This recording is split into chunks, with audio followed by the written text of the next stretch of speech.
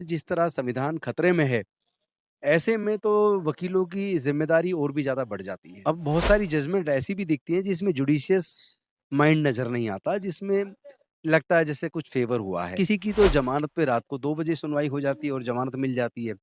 किसी की ज़मानत पे 1-1 महीने में सुनवाई पे का नंबर नहीं आता। भारत का संविधान अगर खतरे में होगा, तो भारत खतरे में होगा, भारत का प्रजातंत्र खतरे में होगा।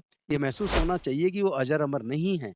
सबको एक दिन खत्म होना है, लेकिन देश तबाह होगा, तो इतिहास में लिखा जाएगा उसकी तबाही के कारण के लिए ज़िम्मेदार कौन-कौन लोग। मैं एक ही बात कहना चाहूँगा कि एक तो जाति और धर्म, ये दोनों चीज़ें कुदरत ने नहीं बनाई हैं। जो दंगा करने के लिए जिनका इस्तेमाल किया जाता है या जुलूसों में जो नंगी तलवारें लहराते हैं, उसमें कोई भी व्यक्ति आपको पूंजीपति घर से नहीं मिलेगा, कोई भी किसी बड़े अफ़सर का बेटा नहीं मिलेगा। आप देख रहे हैं एसीआई न्यूज़।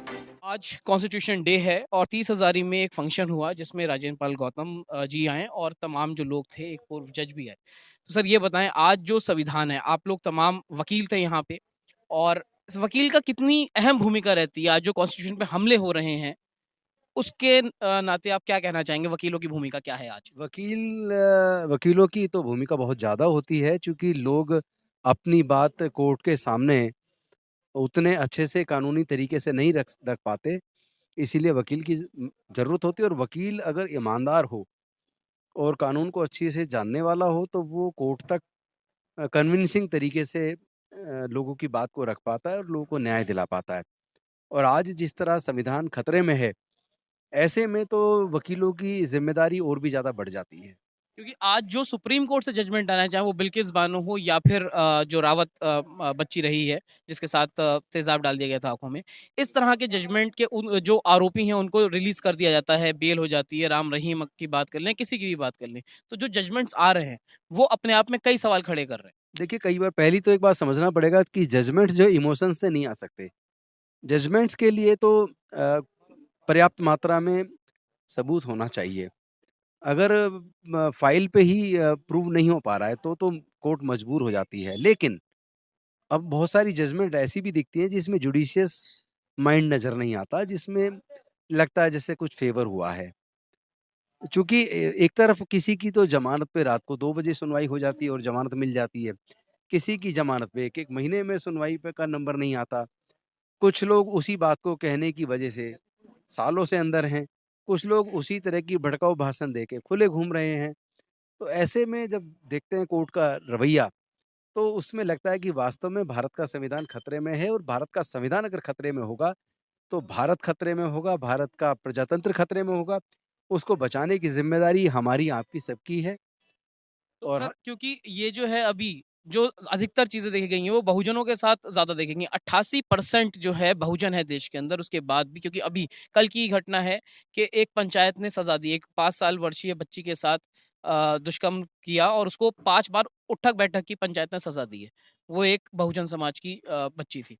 इस तरह की जो घटनाएँ हैं ये कित जो समाज है वही इसको प्रोत्साहन देता है एक तरह से, इस तरह की घटनाओं ये को? बेहद शर्मनाक है, कानून का काम तो कोर्ट से ही होना चाहिए।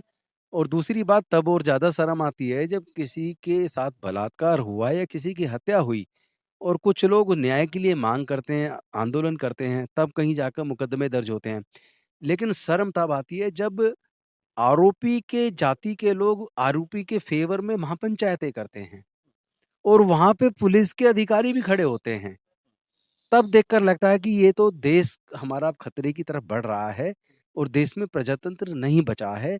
भारत का संविधान जो भारत को जोड़ के रखता है, आज हमला उसके ऊपर है।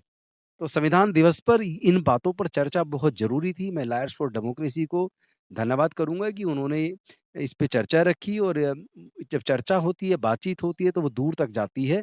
कहीं न कहीं हो सकता है वो सर्वोच्च न्यायालय और हाई कोर्ट के जजेस के कान में भी जाए और प्रशासन में और सत्ता में बैठे हुए लोगों को भी ये महसूस होना चाहिए कि वो अजर-अमर नहीं हैं।